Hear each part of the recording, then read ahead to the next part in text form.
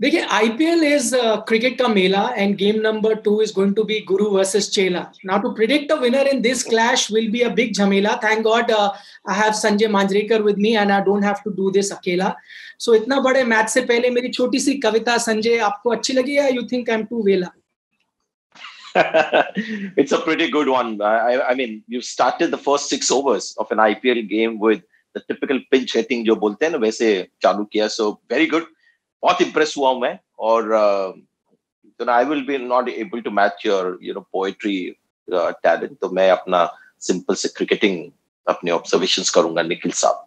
नहीं, मैं लिरिक्स लिखूंगा और आप अपनी उसको आवाज देंगे. So that can be our one जोड़ी. एनीवे, मैच की तरफ नजर डालते हैं. It's game number 2. It's going to be Rishabh Pant versus MS Dhoni. आप देख रहे हैं T20 time out on ESPN cricket 4.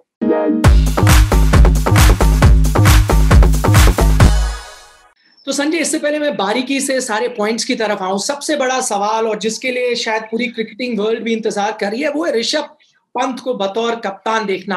आपको क्या लगता है? I mean, proof of the pudding is in eating it, but आपको क्या लगता है कैसे जाएंगे वो? मुझे लगता है अच्छा करेंगे वो, क्योंकि हम दूर से सिर्फ अंदाजा लगा सकते हैं एक प्लेयर के पर्सनालिटी का, नेचर का, और दूर से काफी अच्छा एक गेसवर्क हो जाता है somebody's nature, उनका टेम्परामेंट दूर से भी पता चलता है if you watch them for a period of time. और ऋषभ पंत ऐसे लगते हैं खिलाड़ी जो एडिशनल रिस्पॉन्सिबिलिटी से कतराएंगे नहीं, और जो उनकी नेचुरल गेम है उसमें मुझे नहीं लगता ज्यादा कुछ फर्क आने वाला है. उनकी जो असली कप्तानी जो है, यानी बॉलिंग चेंजेस, फील्डिंग चेंजेस, वो थोड़ा रिकी पॉन्टिंग उनको बाहर से भी हेल्प करते रहेंगे, बट उनके अप्रोच में, उनके खुद के परफॉर्मेंस में जो बैटिंग और कीपिंग में ज्यादा फर्क नहीं होगा. चलिए, सभी को इंतजार है, देखेंगे ऋषभ पंत बतौर कप्तान कैसे जानते हैं. वैसे दर्शकों को याद दिला दूं, 2017 में उन्होंने दिल्ली की रणजी टीम की कप्तानी की थी, उनको फाइनल तक वो लेकर गए थे. इसी बीच सचिन तेंदुलकर का रिकॉर्ड भी उन्होंने तोड़ा था as the youngest keeper in a Ranji final. बहरहाल पॉइंट्स का हम रुख कर रहे हैं. संजय, सबसे पहला तो ये है, नोटिया और रबाडा के बिना क्या दिल्ली में है दम? मैं सीधा देख रहा हूँ, रबाडा का रिप्लेसमेंट तो शायद आप वोक्स में कर लेंगे और उमेश आ जाएंगे नौके की जगह, लेकिन जो इन दोनों का इंपैक्ट रहा था पिछले आईपीएल में, क्या उसकी बराबरी कोई और कर पाएगा? देखिए, उपाय उनके पास है, ऑप्शंस है, लेकिन उस तरह के ऑप्शंस नहीं है जो क्वालिटी रबाडा और नौके लाते हैं. और क्वालिटी में ये कह रहा हूं कि जो आईपीएल का form, T20 cricket is all about self confidence, form का गेम है.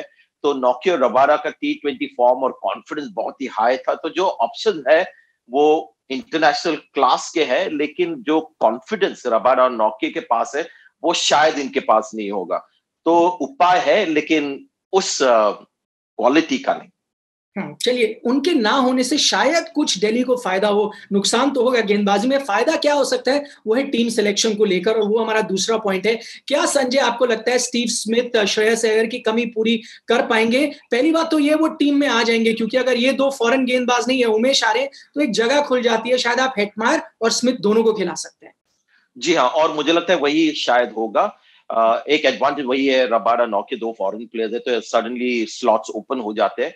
और जिस तरह का अगर आप बल्लेबाजी देखिए दिल्ली कैपिटल्स की, तो फ्लैम्बॉयंस जो कहते हैं ना हम, कि बिंदास बैटिंग, तो वो कुछ ज्यादा ही है. पृथ्वी शॉ है, शिखर धवन अगर वैसे ही खेलेंगे तो वो भी थोड़ा सा आजकल बहुत ही अटैकिंग खेल रहे हैं. फिर उसमें शिमरॉन हेटमायर है, उसमें ऋषभ पंत है, स्टॉइनिस भी है. वहां पर स्टीव स्मिथ के स्टेडीनेस का फायदा होगा. तो इस मिश्रण के साथ उनका परफेक्ट वो नंबर 3 पे मुझे लगता है एक परफेक्ट उपाय बन जाएंगे दिल्ली कैपिटल्स के लिए. लेकिन जब रबाडा नौके वापस आ जाएंगे तो शायद स्टीव स्मिथ का फिट होना टीम में डिफिकल्ट होगा. तब आपको लगता है अजिंक्य रहाणे का रुख कर सकते हैं? हम उनके आंकड़े देख रहे हैं, पिछला सीजन उनके लिए इतना अच्छा नहीं गया था, लेकिन जो आप स्टेबिलिटी की बात करें ना, because around you are all blasters who can really push the run rate, तो क्या उनकी जगह फिट हो सकती है फिर? मैं इतना बड़ा सपोर्टर नहीं हूं अजिंक्य रहाणे का T20 क्रिकेट में और व्हाइट बॉल क्रिकेट में, क्योंकि मैं अभी बहुत सालों से उनको देख रहा हूं. तो जो टेम्परामेंट होता है ना उनका, नेचुरल थोड़ा टेम्परामेंट सूटेड है टेस्ट क्रिकेट के लिए.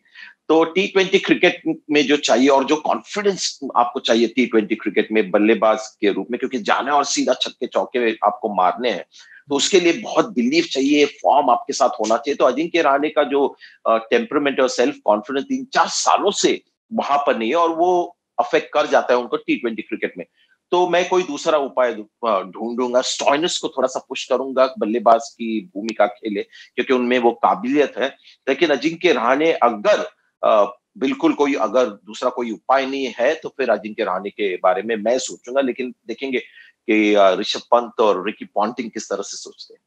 तो सिलेक्शन की जो परेशानी है वो सिर्फ दिल्ली की टीम के साथ नहीं है, चेन्नई का भी हम रुख करें। वहां पर ये सवाल बनता है संजय कि क्या मोइन अली चेन्नई की आखिरी 11 में जगह बना पाएंगे? मैं उनके बैटिंग ऑर्डर को देख रहा हूं, अगर वो जगह बनाते भी हैं तो 6 नंबर से ऊपर कैसे खेलेंगे? क्योंकि अगर आप ऋतुराज गायकवाड़ और फैफ से ओपनिंग कराते हैं, फिर तो middle order with Ambati Rayudu, Suresh Raina, MS Dhoni थोड़ा पैक्ड है। देखिए, लुंगी इंगीडी अवेलेबल नहीं है तो एक फॉरेन स्पॉट उनके लिए भी ओपन हो जाता है। इसका एडवांटेज लेना चाहिए मुझे लगता है सीएसके को।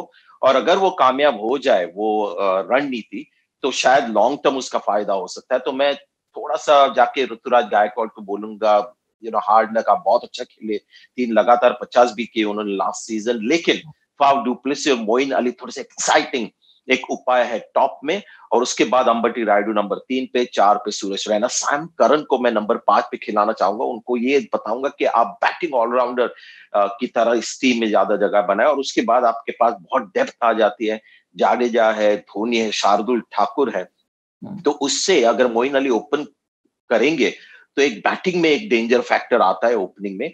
और दिल्ली कैपिटल्स में 3 लेफ्ट हैंडर्स है टॉप 6 में, तो ऑफ स्पिनर तो मोइन अली है ही, बहुत अच्छे व्हाइट बॉल के बॉलर।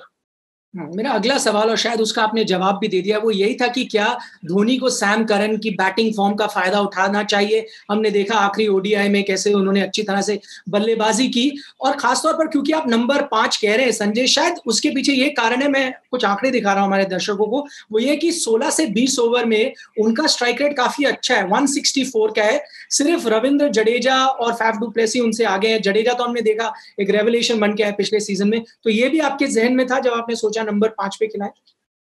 जी हाँ, क्योंकि काफी सालों से हम देख रहे हैं उनको। और अगर उनको दाद देनी और एडमायर जो चीज करनी है कि उनके पास काफी लिमिटेशंस है। एक कहते हैं ना कि कुदरत की देन नहीं है कि एक बहुत ही अच्छा फिजिक है, टॉल फास्ट बॉलर, हमेशा उनको एडवांटेज होता है। तो विद इन द लिमिटेशन जो उन्होंने परफॉर्मेंस दी है इंग्लैंड को व्हाइट बॉल क्रिकेट में, आईपीएल में भी दाद देनी होगी उनको। और सब कॉन्टिनेंट पिचेस पे बिल्कुल जान गए कि कैसे खेलना है। लेकिन बैटिंग में सबसे ज्यादा सुधार देखा। और मैं 5 नंबर इसीलिए कह रहा हूं कि अगर गियर्स की बात करें, क्योंकि 4-5 पे आपको चाहिए बल्लेबाज जिनके पास गियर्स हो, 1 2 3 4 5 सब गियर्स। तो उसमें मुझे लगता है सैम करन, जाडेजा और धोनी से बेहतर उपाय है करंट फॉर्म को लेके। आखिरी सवाल, और ये काफी चेन्नई के फैंस इसको लेकर शायद थोड़ा घबरा रहे होंगे, और काफी जो एनालिस्ट हैं उन्होंने भी इस पे बात की है कि अगर आप उनकी ज्यादातर टीम देखें तो एक चीज जो कॉमन नजर आती है वो है रस्टीनेस, क्योंकि बहुत ऐसे खिलाड़ी हैं जो लगातार नहीं खेल रहे, काफी समय बाद आ रहे हैं, चाहे एमएस धोनी हो, सुरेश रैना, अंबटी रायडू हो। क्या इससे चेन्नई फैंस को घबराना चाहिए इस बात को लेकर? देखिए, अच्छी चीज ये है कि आईपीएल बहुत लंबा होता है। अगर 7-8 मैचेस का आईपीएल होता तो बहुत ही मुश्किल हो जाता है अगर आप स्लो स्टार्ट करते हैं। हमने देखा है मुंबई इंडियंस हमेशा स्लो स्टार्ट करते हैं। बुमराह का इंटरेस्टिंग अगर आप रिकॉर्ड देखें पिछले 3-4 सालों में, तो बहुत उनका स्लो स्टार्ट होता है। पहले 4-5 मैचेस में बहुत उनका फॉर्म, क्या बोलते हैं कि अपनी जो काबिलियत है उससे बहुत कम उनकी परफॉर्मेंस होती है। आस्ते आस्ते वो फॉर्म पिकअप कर जाते हैं। तो सीएसके को एडवांटेज है कि फॉर्म वो मैचेस खेल के पिकअप करेंगे। क्योंकि अगर देखे तो रैना, रायडू पिछला मैच खेले थे जनवरी में, धोनी आईपीएल जो लास्ट सीजन खेले तो उसके बाद खेलेंगे। ड्वेन ब्रावो जो टीम में खेलने की उनकी संभावना है, वो भी श्रीलंका के खिलाफ लास्ट खेले थे। तो मैच प्रैक्टिस बहुत कम है। तो मैं तो सोच रहा हूँ कि जब वो ग्राउंड पे जाएंगे तो थोड़ा सा हमको इधर उधर रस्ट गिरता हुआ नजर आएगा। लेकिन जैसे मैंने कहा लंबा सीजन है, रिकवर कर जाएंगे। चलिए, रस्ट बहुत जल्दी से आप उसको भगा सकते हैं, थोड़ी ऑयलिंग की जरूरत है। बैट को अभी ऑयल कर रहे होंगे सारे बल्लेबाज, और चेन्नई को हमने देखा है कि कैसी भी लास्ट सीजन छोड़ दे, कैसी भी टीम हो वो धीरे धीरे जीतना सीख लेते हैं। संजय, बहुत बहुत शुक्रिया हमारे साथ चर्चा करने के लिए। आप देख रहे थे T20 time out on ESPN cricket.